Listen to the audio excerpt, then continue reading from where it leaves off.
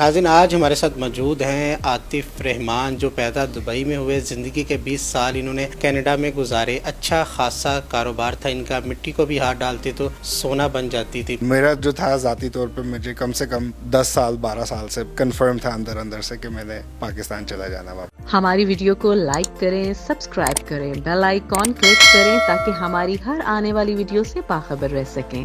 बिस्मिल्लाहिर्रहमानिर्रहीम। नाज़रीन अस्सलाम वालेकुम, मैं हूं आपका मेज़बान हाफिज़ खुरम शहज़ाद और आप देख रहे हैं एन न्यूज़।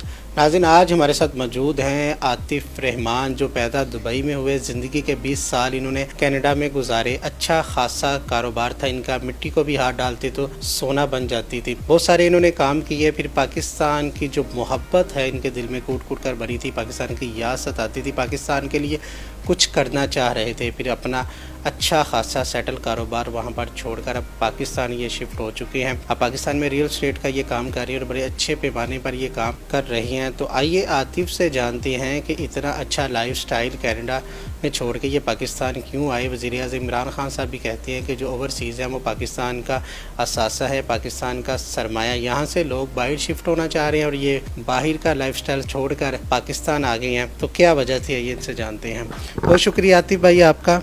मुझे ये बताइएगा, दुबई में पैदा हुए आप, कनाडा में आपने ज़िंदगी के 20 साल गुजारे।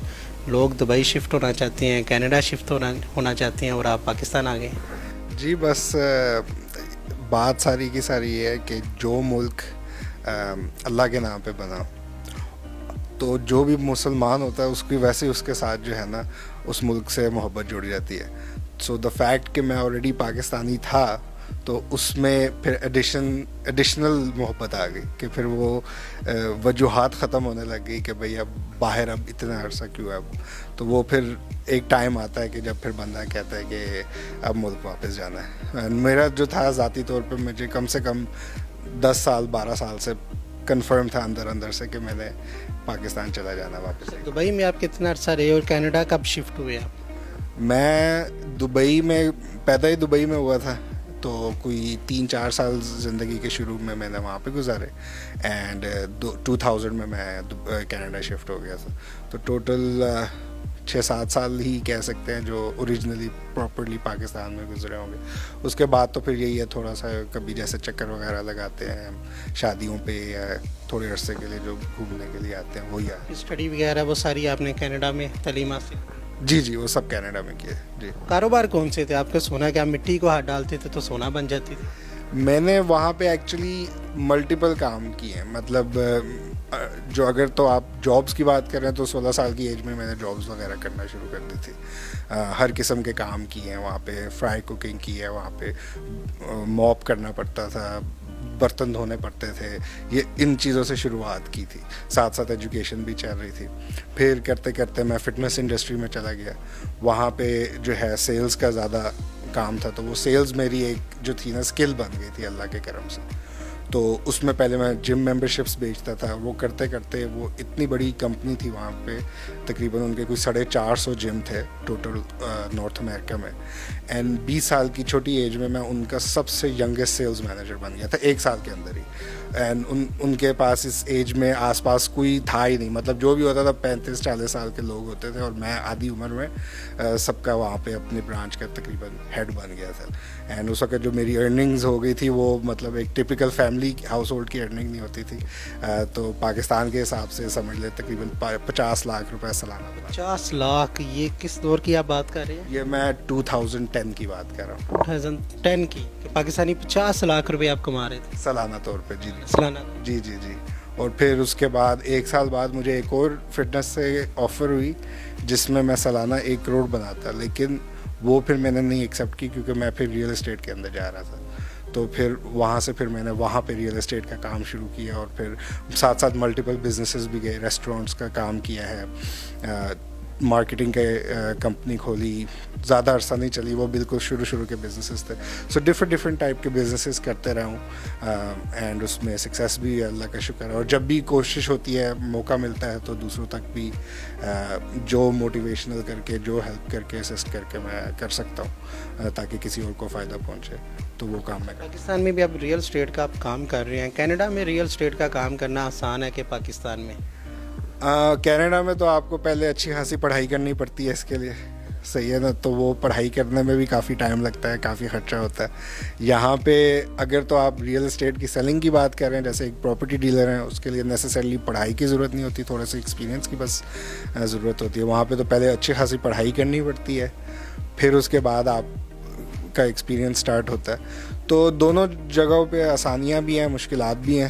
تو لیکن وہاں پہ ذرا ڈفرینٹ ٹائپ آف اپروچ. زیادہ فراڈ کہاں پہ ہے؟ فراڈ تو انفارچونیٹلی اس وقت بس میں ذاتی طور پہ سمجھتا ہوں کہ جو یہاں پہ ہمارے ہاں فراڈ کا سسٹم ہے, کچھ پراپرٹی ڈیلرز انفارچونیٹلی کرتے ہیں, وہ ان کو ضرورت نہیں ہوتی, کیونکہ ہمارا موسٹلی کام اب بلڈنگ کا ہے, ہم گھروں کو بلڈ کر کے سیل کرتے ہیں. تو ڈیلرز کے ساتھ ڈیلنگ ہوتی ہے. جو کرتے ہیں نا تھوڑا بہت فراڈ, میں دیکھ کے سوچ رہا ہوتا ہوں کہ انہیں یہ چیز کرنے کی ضرورت نہیں ہے, یہ بس ایک اندر سے ایک اپروچ کو بس صرف چینج کرنے کی ضرورت ہے. تو جو کہ اگر کوئی چاہے تو اوور نائٹ بھی چینج ہو سکتی ہے. یہ بس صرف ایک ضد ہے کہ ہم لوگوں نے جھوٹ بولنا ہی بولنا ہے, دھوکہ دینا ہی دینا ہے. تو یہ بس. تو بھائی مجھے یہ بتائیے گا کہ آپ نے تو ٹریول کیا, کینیڈا سے پاکستان شفٹ ہو گیا, فیملی کو بھی آپ نے یہاں پہ ٹریول کروا دیا سارا. کس طرح ان کو موٹیویٹ کیا آپ نے, کس طرح گائیڈ کیا کہ ہمیں پاکستان جانا ہے؟ دیکھیں فیملی میں والدین کے تو چلو ایک مقام ہوتا ہی ہے. اپنی وائف سے میں ملا تھا 2013 میں, ٹھیک ہے. اینڈ جب پہلی ملاقات ہوتی ہے نا, ٹپکلی لوگ آپس میں بات چیت کرتے ہیں کہ بھئی کھانے پکانا, یہ کرنا, وہ کرنا. میری پہلی جو ملاقات تھی نا, اس میں نے ان سے پوچھا تھا کہ نا ایک ٹائم آئے گا جب میں کہہ دوں گا کہ نا, کیونکہ انہوں نے بھی پوری زندگی وہاں پہ گزاری ہوئی تھی, ہے پاکستانی لیکن پوری زندگی وہاں پہ گزاری. میں نے کہہ دیا تھا کہ ایک دن آئے گا جب میں کہہ دوں گا کہ اب پاکستان جانے کا ٹائم ہے, تو تب کوئی پرابلم تو نہیں ہے. تو اس بارے میں, کیونکہ اکثر لوگوں کو نہیں پھر پسند ہوتا وہاں سے یہاں پہ واپس آنا, تو انہوں نے کہا نہیں مجھے کوئی پرابلم نہیں ہوگی. تو وہ میرے لیے ایک بہت بڑا اٹریکٹیو کوالٹی تھی. تو اس وجہ سب سے بڑا بیریئر تھا وہ سب سے آسانی سے آپ نے کراس کر لیا. سب سے مشکل چیز یہی ہوتی ہے نارملی, کیونکہ شفٹ کرنا, جو آپ کا لائف پارٹنر ہوتا ہے, آپ کو یہ بھی دیکھنا ہوتا ہے کہ وہ آپ کے ساتھ اس ایٹماسفیئر میں بھی رہ سکتا ہے کہ نہیں جس میں آپ رہنا چاہتے ہیں. تو وہ جب آپ کو یہ مل جائیں تو پھر بعد میں پھر باقی فیملی کو کرنا. آپ نے اپنے بچوں کا لائف سٹائل بھی دیکھنا ہے, ان کی تعلیم بھی دیکھنی ہے, تو وہ بھی بہت چیز آپ کو میٹر کرتی ہے.